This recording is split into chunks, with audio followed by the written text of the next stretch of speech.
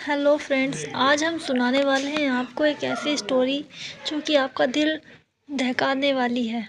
जिस स्टोरी का नाम है हम ये कहानी की शुरुआत कहाँ से करेंगे, तो इस हम कहानी की शुरुआत करेंगे हवेली के राज।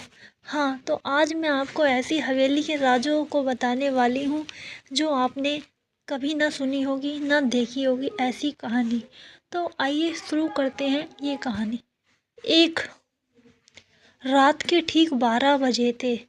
बारिश की बूंदें एक पुरानी सुनसान हवेली की टूटी खिड़की से टकरा रही थीं।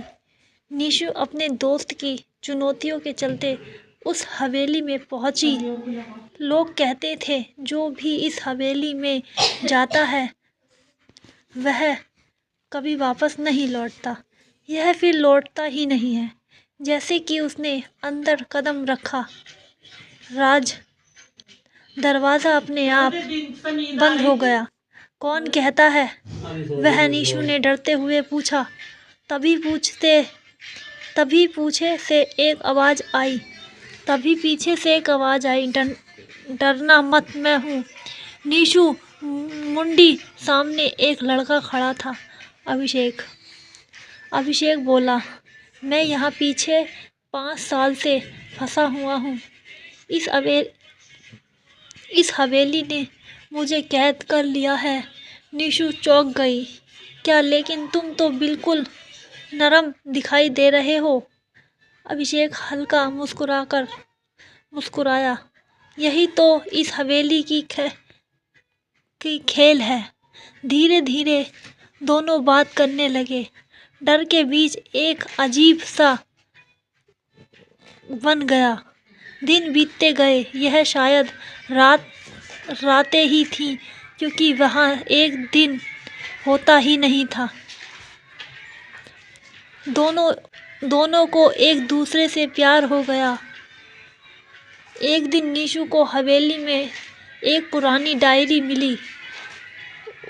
उसमें लिखा था, इस हवेली में जो भी फंसा है वो असल में मर चुका होता है। निशु के हाथ कांपने लगे। मतलब मैं भी? अभिषेक चुप था, फिर धीरे से बोला, हाँ, तुम उस दिन एक्सीडेंट में मर चुकी थी। यह हवेली हमारी दुनिया है। अब निशु टूट गई, लेकिन फिर भी अभिषेक का साथ नहीं छोड़ा। निशु टूट गई, लेकिन फिर भी अभिषेक का साथ नहीं छोड़ा। एक रात हवेली का एक कमरा खुला जो हमेशा बंद रहता था। अंदर एक आईना था। जब निशु ने उसे देखा तो उसमें वो अकेली थी। अभिषेक, तुम कहाँ हो? कोई जवाब नहीं। तभी पीछे से आवाज़ आई, लेकिन इस बार डरावनी में कभी थी नहीं।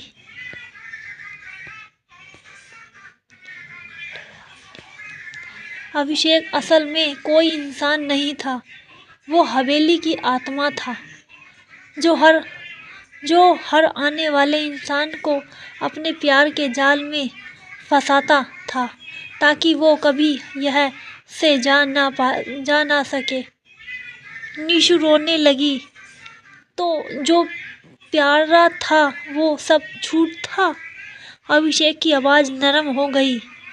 शुरुआत में झूठी था, लेकिन अब मैं सच में तुमसे प्यार करने लगा हूँ। हवेली ने निशु को एक मौका दिया। अगर तुम चाहो तो बाहर जा सकती हो, लेकिन फिर कभी अभिषेक से नहीं मिलोगी। निशु ने दरवाजे की तरफ देखा, फिर हवेली की तरफ, और धीरे से बोली, जहाँ प्यार है वहीं मेरी दुनिया है।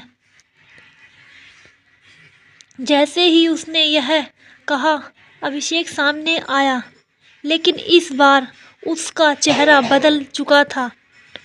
डरावना साया जैसा। अब भी इस हवेली का हिस्सा बन चुका चुके हो।